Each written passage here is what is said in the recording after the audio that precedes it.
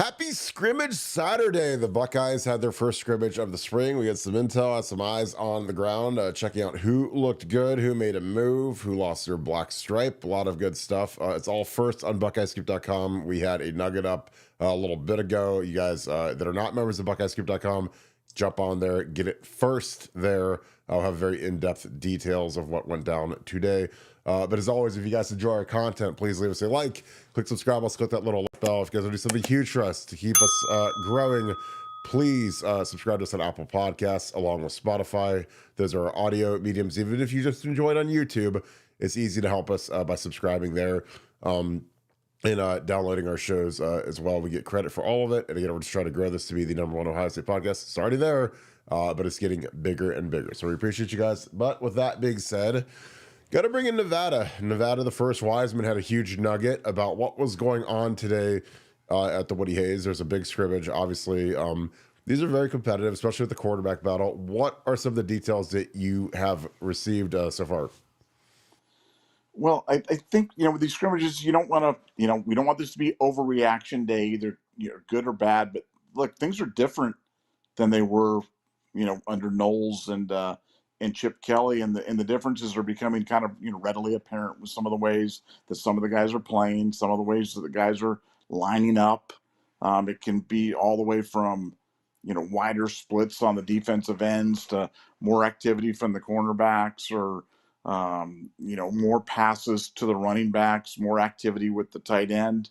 But that's the kind of stuff that you're seeing. I mean, I think one of the big questions that I had coming into the spring was about the cornerbacks, even though we knew we had guys that are talented, but how is it going to look with Iggy at CB1 and with Jermaine Matthews?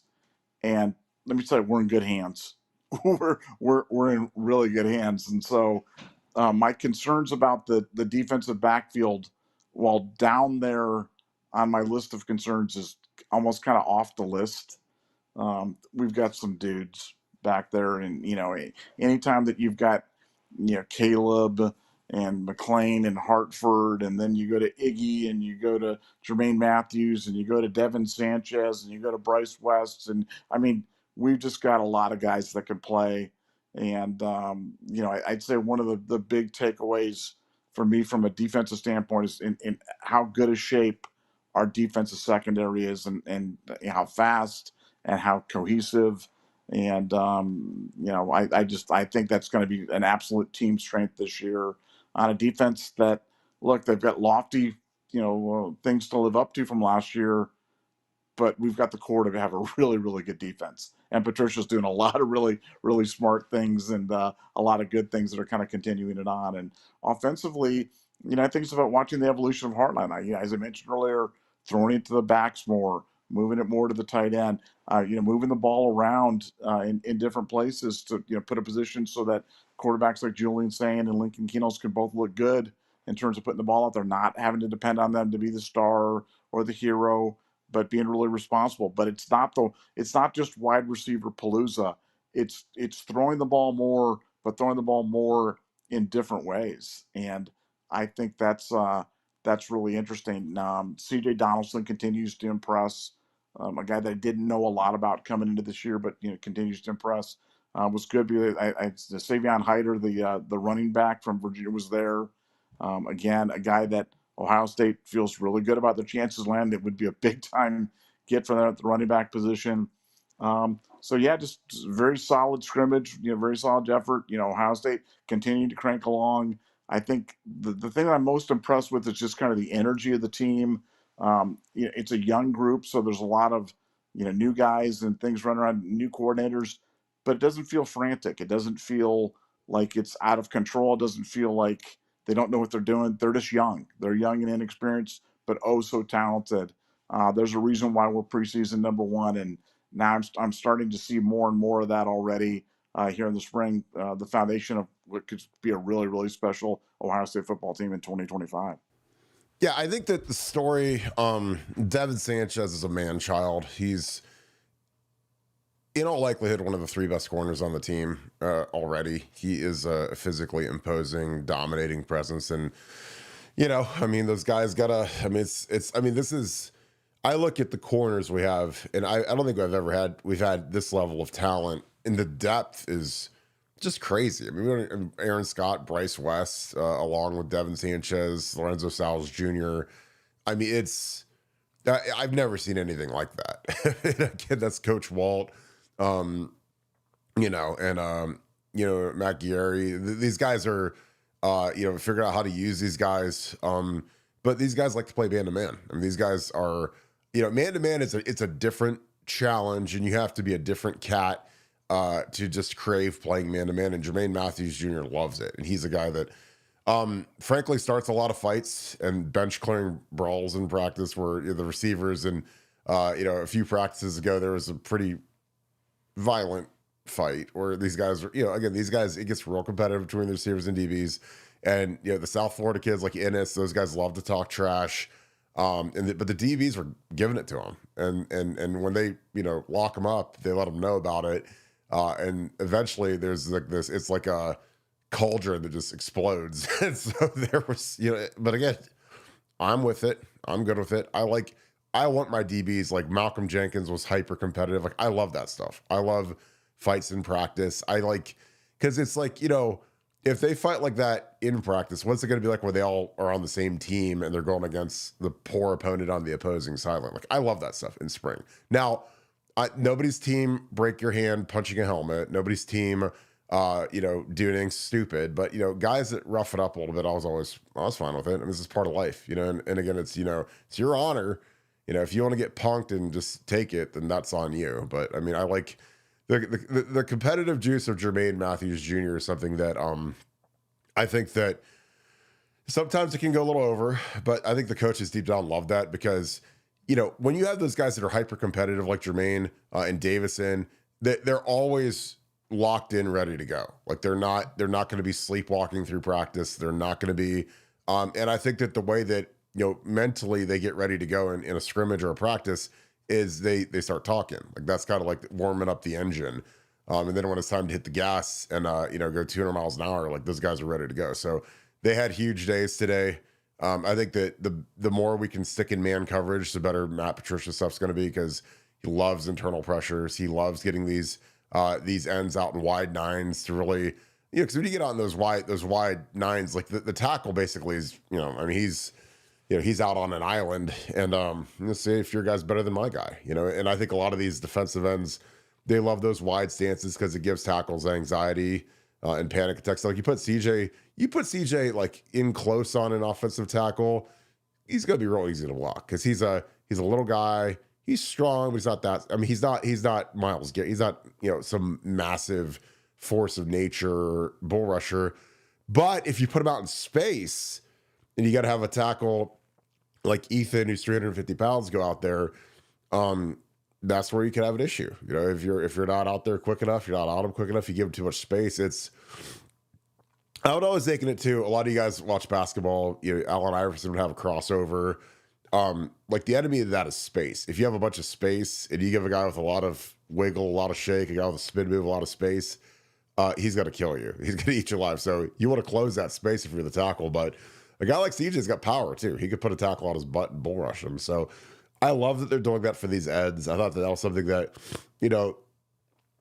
with the way JT could spin and the way Jack could spin, especially JT, I always thought that was something that we didn't do enough of. But we're fixing that now. I think that Sonny is going to have a huge year blitzing. From the people I've talked to, they want to make him a focal point blitzer. But I also think that you've got some guys outside of Arvell and Sonny when you look at Peyton Pierce, you look at Riley Patterson, who's really coming on, 5-star guy. You've got some guys. If all of a sudden you want to have Sonny rush and get some edge pressure, and you got to play a coverage linebacker like a guy like Riley or a guy like Peyton Pierce, those guys can really run. So they could take care of some of the coverage and some of the zone drop stuff. And Sonny, because think about Sonny, he's 6'5", and he's 240-ish pounds, and he's just really long arms, really, really physical, and a guy that I think has a lot of upside as a pass rusher, and he's a great blitzer. So, I mean, do you waste him dropping into the zone where that might not be a strength as opposed to having him downhill attacking? That's like what I said about CJ Hicks. Like CJ Hicks last year, when I would watch him, I'd say, his best thing to do is blitz a running back, get after a running back, because he's really shifty. He doesn't give him a lot of surface area, which makes him really hard to block. And he's explosive. Like when those running backs have to step up and take him, he's going to shock them because he's got a lot of power coming. He's violent. So but what was CJ's deficiencies? His linebacker awareness wasn't great. Coverage wasn't great. So when you have him rush or you have him play, move to edge like he is, it basically erases all of his deficiencies and it highlights all of his strengths. Now he also has to be a run defender when he's down there, but there's no reason he can't do that. So it's going to be really exciting to see these guys develop and grow. I love that we're featuring some of these running backs in the passing game because that's such an easy, cheap way to give these guys some touches where they're outside of the box. It's a nice, easy throw for Julian Sain, for Lincoln Keenholz, because I think that you really got to manufacture easy routes for these guys, especially early in the season. Obviously, everybody wants to take deep shots to JJ and Carnell, and hit the deep overs over the middle, the big flashy plays. But early in the season and early in the game, when you're getting this guy comfortable, you want to get the ball out fast. And if it's like a little flare route, a little arrow route to a running back, if it's working it over the middle with Max Clare, I love those kinds of throws because the most critical thing about this team will be the quarterback play. But it's also establishing confidence again in a game like the Texas game. Like you gotta get some easy completions, some quick completions, move the chains. Don't go 3 and out, as best of your ability, get the confidence of these quarterbacks going. Because again, it's critical. I mean, again, last time we played Texas here, like we had the 2 quarterback rotation going, and I think it cost us the game, having our guys rotate because, you want to have one guy that's comfortable and one guy that can move the offense. And it's something that I think, Ryan Day and Billy Fessler and Brian Hartline are going to have to really figure out what they want to do. Obviously, this is, March, so there's no urgency yet, and this is a million miles away from being decided. But I like having a nice, easy game plan going into that Texas game, because you want to move the chains, and you're not going to have a 50-start fifth-year quarterback at the helm like you did with Will Howard. You're gonna have a guy making his first, or actually, no, Lincoln didn't start versus. So you're gonna have 2 guys potentially making their first career start in this game, and I still believe it's gonna be Julian Sain. But I think that getting it to the running back in those little quick routes they're simple completions. Get those guys the ball in space and let them get some yardage. Nevada, what are some other things you gleaned about the scrimmage, and what are some things you've heard about practice thus far, and who are you excited to continue to hear about? Well, I want to hear more about the defensive line. I want to hear more about Logan George, and I want to hear more about the defensive line because as we're getting questions answered, we still have open questions. And as you mentioned, the quarterback position, it's a big open question right now. It's an unknown for Ohio State just because Lincoln and Julian between them really haven't played that much football. I mean, Lincoln had that one game against Missouri. Julian hasn't had any game action of any note for Ohio State, and so and we know how overpowered the quarterback position is. We're starting off with Texas right away. So I want to hear more from those guys. I want to hear more about the battle because that is going to be a battle. From here through the fall, there's not going to be a starter named right away. You and I both feel like it's obviously Julian, but Ryan can't afford to have Lincoln fly out the door because if Lincoln leaves, then at least Tavian St. Clair and just about any true freshman that's coming into Ohio State is going to be lost. Very difficult position to play as a true freshman. Just having a year to go through the system, go through all the calls, do all the things is such a blessing. But so yes, I want to continue to hear more about the quarterback position. I want to hear more about the defensive line.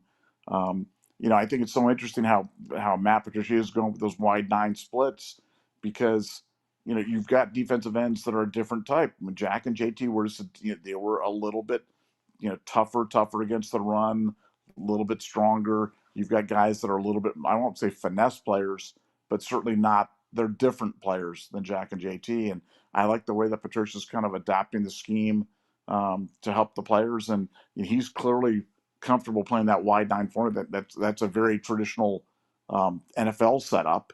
And for Ohio State, I'm gonna be really watching to see how that kind of gets rolled out. But nice that we don't have a ton of question marks on the offensive line, because as an old offensive lineman, you're only as good as your offensive line play, and we seem to have got a lot of different paths to success on there. I think the only question is who's it going to be, because we've got so much talent on the offensive line, which is kind of crazy.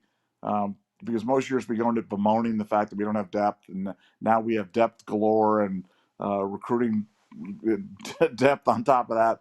So yeah, offensive line certainly answering a lot of questions on that. But yeah, quarterback. If you just said one thing, it's a gun to your head, no matter what do you need to hear to know how good Ohio State's going to be. It's going to be, man, how effective are the quarterbacks? Can the quarterbacks run this offense? Can they be comfortable and just distributing the ball and not turning it over and just managing the game? Because if we get that settled, sky's the limit for 2025. Yeah, I think that the line, it's going to be interesting to see how they shift guys around, because you have 4 starters back from last year, but they're all interior guys, and there's only 3 interior spots, which is why they started Austin Sarveld off at left tackle. They've been working Ethan Onianwa with the ones. Again, the difference between now and the past with NIL is, like, when I know how much these guys are getting paid, like, Ethan Onianwa is going to be he's going to be starting somewhere because he's making a lot of money. So he's going to be playing left or right tackle. If I had to bet, it'd probably be left, because, again, there's like kind of a 2-part contingency. When you pay these guys in the NIL portal world to fortify your roster, you're probably telling them where they're going to play at. And he played left tackle last year at Rice, played right tackle the year before. So then it shakes out. So what's the best duo at tackle? Because, again, I could see a world where if Austin Sarveld is better as a left tackle and pass blocker, and I don't think he's going to be at the level of Donnie, but Donnie was fantastic after the Penn State game and through the playoffs. But could you start Austin Sarveld at left and Ethan Onianwa at right tackle? I think Ethan's going to be a right tackle in the NFL. He's 6'5", and I know he's listed at 357, but I'm sure that Ryan Day's going to cardio him a little bit, to get him down to 335, 340-ish. Because, again, guys don't play that heavy at Ohio State because they don't. Mickey will get him down, and I'm sure that he's going to be on a restricted diet. We've done that to kids before.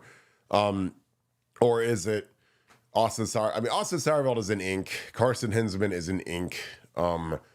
I would think Luke Montgomery is in ink somewhere, left or right guard. And then you got Tigra, who's still a guy who started most of the games last year, played well and got better through the playoffs. And I don't know what you do with him. I don't know how you bench a guy that had a huge role in winning a national championship. So it's a great problem to have. It's an interesting problem to have. Could I see a world where we go left to right? We start Austin Sarveld at left tackle, and we start Luke Montgomery at left guard, and Carson Hinsman at center, and you go Tigra at right guard, and then you go Ethan Onianwa at right tackle. I can see that world easily. When you look at Philip Daniels, who was the other tackle that we brought in, I'm sure that obviously he wants to start, but he started 4 games at Minnesota last year. Is he really ready to go at a high level? Because, again, we open now. If we were opening with Grambling, it'd be different. But we open with Texas, and then we play Grambling week 2. So you don't have time for some guys to figure out if they can pass block or not. And, again, I'm not saying anything about Philip, but you got to have your 2 best pass blockers out at tackle for this first game, because you're going to be seeing Colin Simmons, who's a monster, and you're going to see some really good edge rushers from Texas. So you got to fortify those edges. So would I be upset if that was the line and you start Austin Sarveld at left and Ethan at right? I don't think I would be, because you got to put your best. Austin Sarveld might be our best lineman now.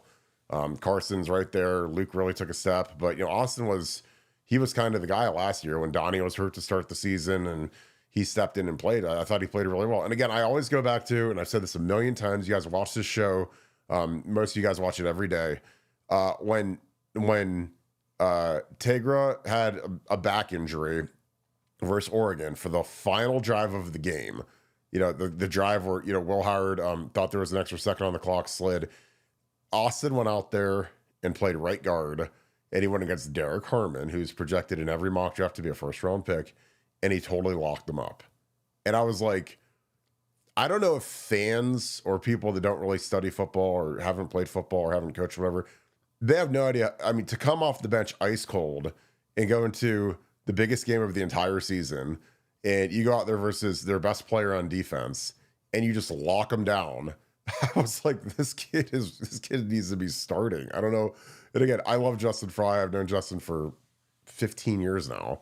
Actually, I've known him since '06. I mean, I've known him for almost 20 years now. And I was like, how is this guy not starting?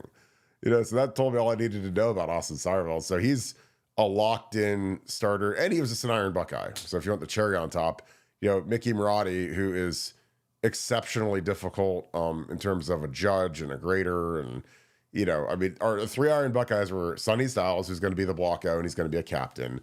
J.J. Smith, who's the best player in college football and is going to be one of the greatest Buckeyes in history, and Austin Seyerveld. So that's what they think of Austin. So if you want to put an Iron Buckeye out at left tackle, like, I'd be good with it. Put Ethan at right. I mean, again, you got to figure out that combination, but I always go back to the fact that you have 4 guys that started and rotated during that playoff run, and they're all back. So like, those guys have real experience. And again, this is nothing against Philip Daniels, but you played at Minnesota and started the last 4 games and played against Penn State, which is great because you get to play against Abdul Carter, who the Browns need to take 2nd overall. But I mean, you got 4 guys that won you a national title. I don't know how you bench one of those guys for a transfer portal addition. Now, again, if Austin can't pass block at left tackle, it's another combination. It's another conversation. But you got to get the 2 best pass blocking guys out at tackle. And it could easily be Austin and Ethan. So we'll see. And there's still a lot of time to go, obviously. But I'm excited. I think that this is a very underrated offensive line at this point. Obviously losing Donnie and Seth are huge losses. Donnie Jackson and Seth McLaughlin, 2 All-Americans. This line has a chance to be good. And it's on Brian Hartline to get them sorted out and to get them protected. And it's on the quarterback to get rid of the ball. Running backs to run hard, hit the right holes. But I love the direction of this offense. We haven't even really talked about our receivers. But Nevada, what else you got to add? And we have a super chat.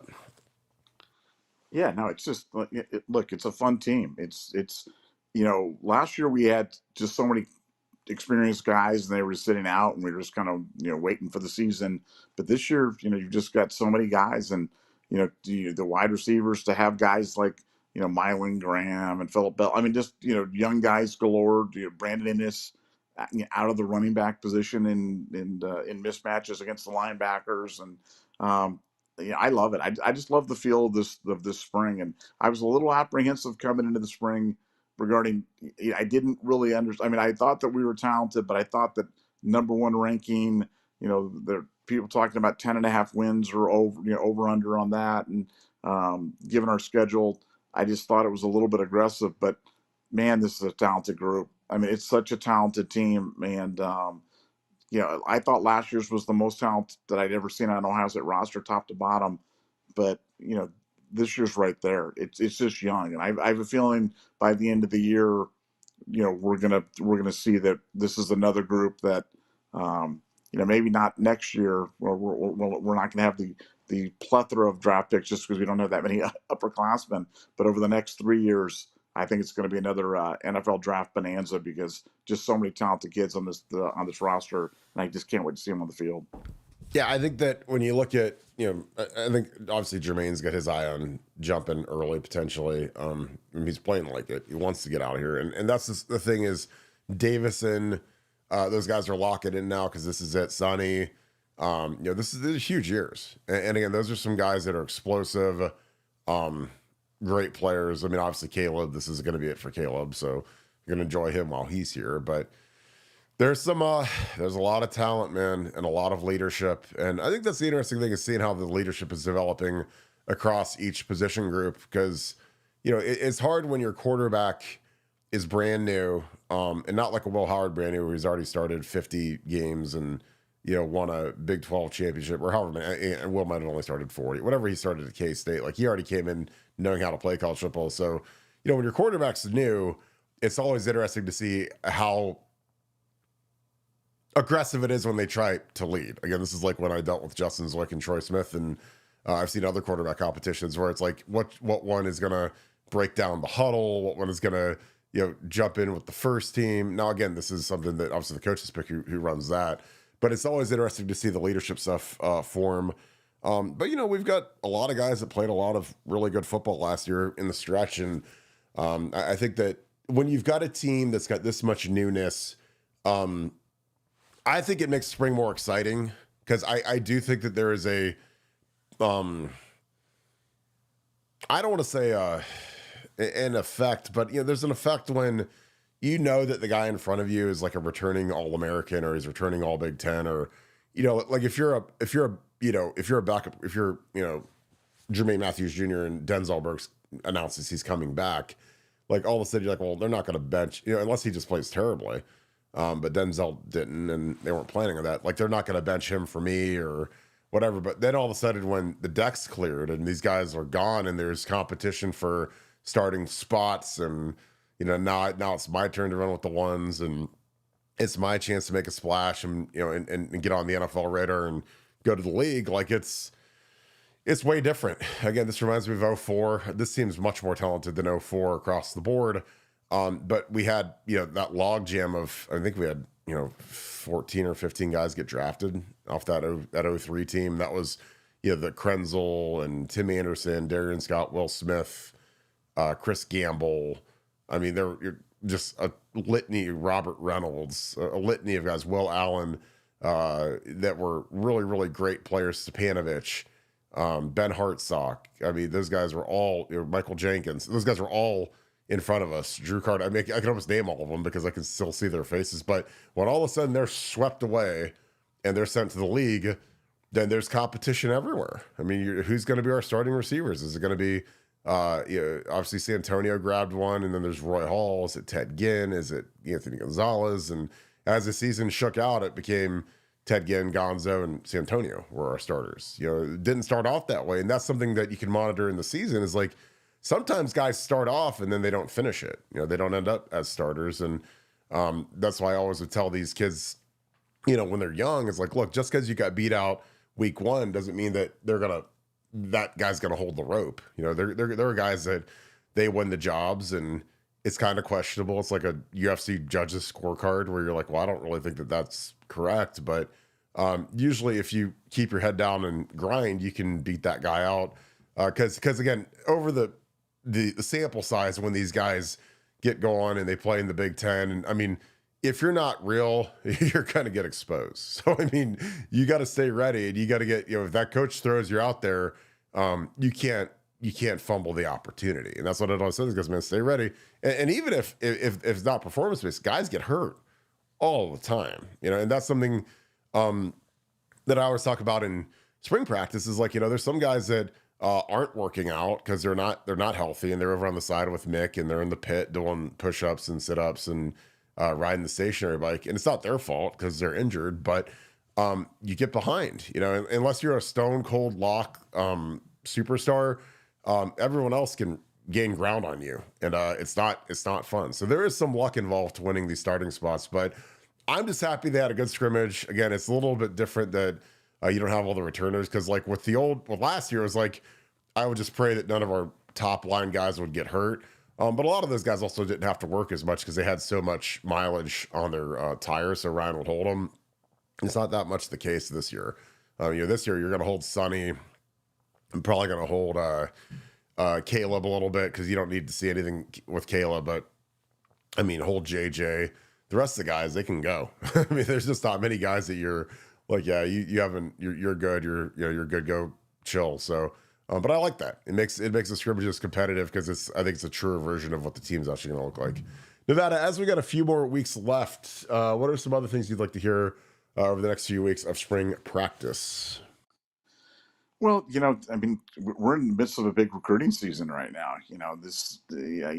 Having guys here at the spring practice. We've obviously landed 3 big studs with with the offensive line class that Bowen's bringing in.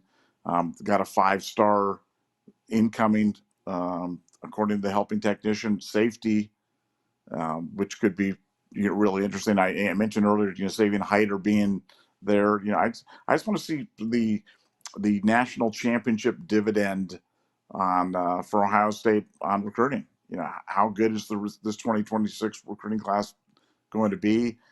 I really think it's going to be one for the ages because it's not often that you win a national championship. We know those only happen every 10, 15 years. You've got stability with your head coach. Your head coach is on a long-term contract. He's a young guy. You're the hot brand. And, I can't imagine what it would be like to be a fan of not one of the big schools because you just feel like you're on the outside, looking in all the time. I look at it kind of like Ohio State wrestling, where you've got Penn State that's killing everybody, and then if Ohio State gets a good wrestler, they go to Penn State. Well, that's how it is with football. I mean, I feel like we're getting the good kids out of high school. We're selecting some good kids out of the portal, but we're not losing a lot, and so I'm excited to see what we get in 2026 recruiting. How good does Matt Patricia do as a recruiter? Never been a recruiter at the college level before. How does that translate for him? And does Tyler Bowen continue on his terror? He's got brought in 3 terrific offensive linemen already.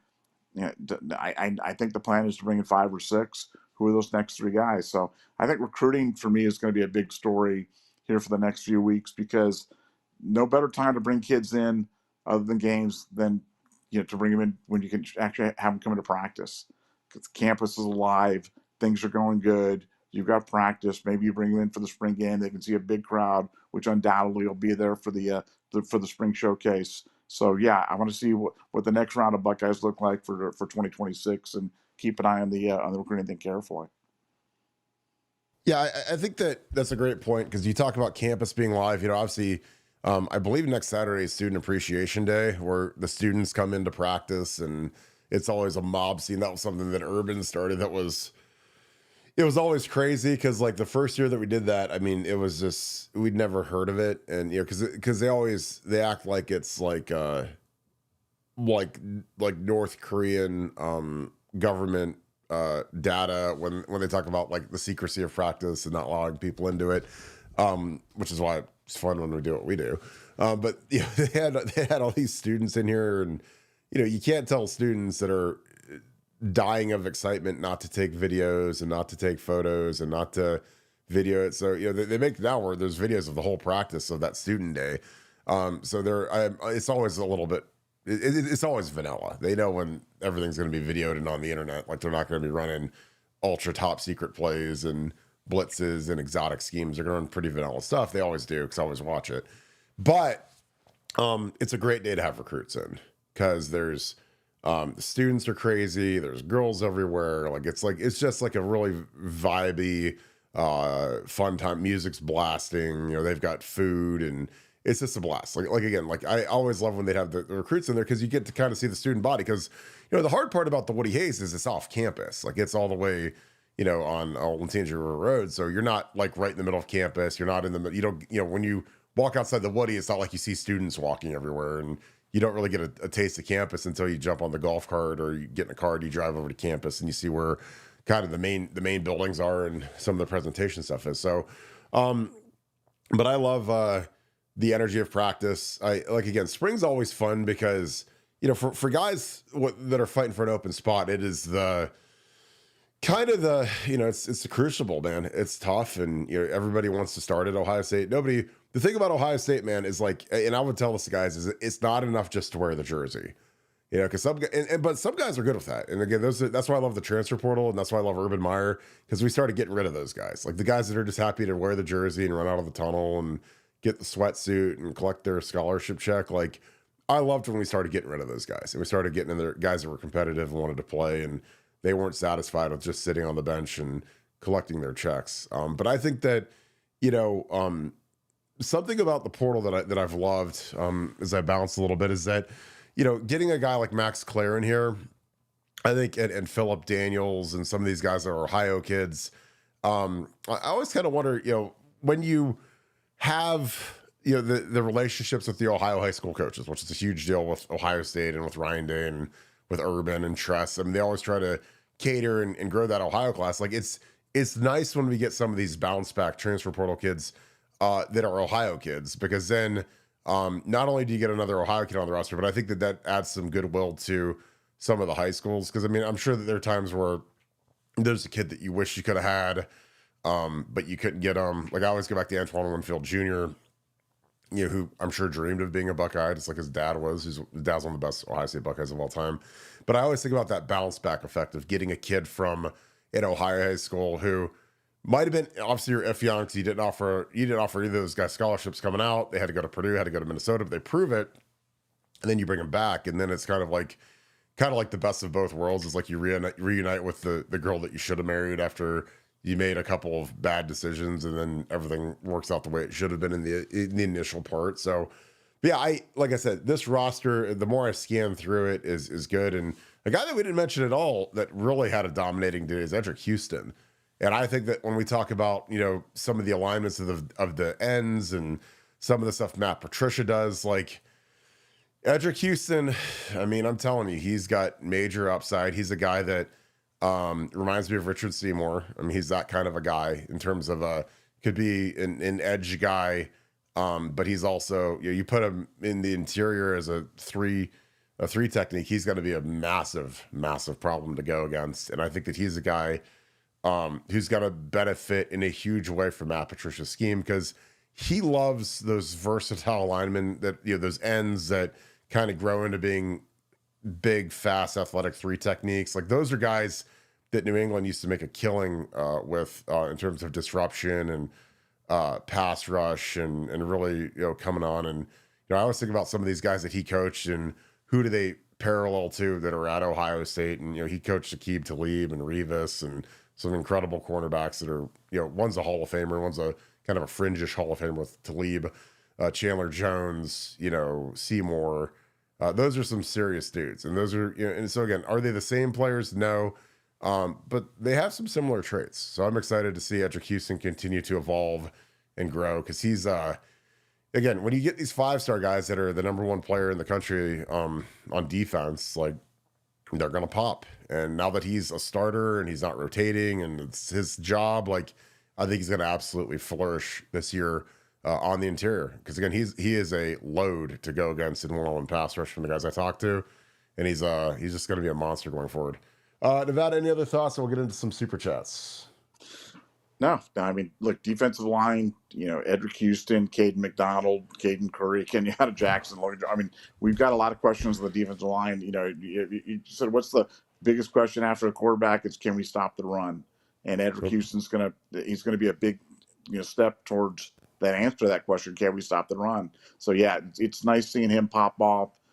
He is a load. He's a guy that's he played spot duty last year in Flash when he did, but now he's got to be the man and really got to step up. Our defense line's only going to be as good as Edric Houston, but he's the future certainly looks bright with him. Yeah, I completely agree. All right, Mello, what's up, brother? Half of the Buckeye Boys. I appreciate you and Devin. You guys have had some great content. Make sure you guys subscribe to the Buckeye Boys. They are great friends of Buckeye Scoop, and Devin is a moderator on here, and he's had some great content with some of the parents of some of the new recruits. So go check that stuff out. Let's go. Thanks for the 10, Mel. Appreciate you, bro. Let's go. What's good, Scoop and Buckeye Boys family? OH, Nevada. IO. 2025 Natty season incoming at my daughter's checkmate, but I'll listen later. Appreciate you, brother. Enjoy the meet and keep up the great work with Dev. Beth and Karis, what is up? Thanks for the deuce, and thanks for being ultra member as well. Where and when is the meetup? I miss everyone. Nevada OH. We're debating on doing the spring game meetup again. So that is something we have to talk with B-dubs about if they are interested in doing that. So that would be the spot that we would likely do if we do it. So there's some things that have to come and align, but that one seems obvious. Thought about doing an NFL draft one. But we might just do a live stream. So that is the latest on the meetup. I mean, it would be a few weeks away, but we will let you know. And I hope that you guys are doing great. And again, I appreciate both of you. All right, Nevada, any final thoughts? I know that we have to go off into UFC land. Dagestan Poppy, got anything for us? I got 3 picks. Dagestan Poppy's got 3 picks out. He's got 12 racks on Drew Dober. So if for $12,000 is a big. I don't care who you are, it's a big bet. So he's got a lot of Drew Dober and So if you go to Dagestan Poppy on Twitter. He's got his picks, posts them all for free, which is really rare. So you don't have to pay anything to get them and follow along and cheer along. But yeah, great UFC card Mexico tonight. And we'll continue to have Buckeye coverage, including an analysis of a crazy Connor Stallions interview and more madness from Mr. T or Uncle T or Real T or TT or whatever it is. So I pity the fool. So there's lots of T's out there, and we'll have a breakdown of that as well. So yeah, the Michigan stuff is continuing to cook along, and could have a show on that tomorrow night. Perfect. I appreciate you all for tuning in. I hope you guys are having a great Saturday, going a little early today, but I know that you guys are going to be watching these basketball games, so appreciate you guys. So with that being said, if you guys enjoy our content, please leave us a like, click subscribe, also click that little alert bell. Again, I appreciate you guys being a part of the show each and every night. Another huge show, and again, I know it's in the middle of your Saturday. We appreciate you guys that jumped on here live with us to get this chat rolling. So with that being said, thank you so much, Buckeye Nation. Thank you, Scoop family. I appreciate you guys. Hope you guys have a great Saturday. March Madness is rolling along, and I know you guys are gonna love it. So we'll see you guys tomorrow night, 7:10. Be ready to rock. Go Bucks.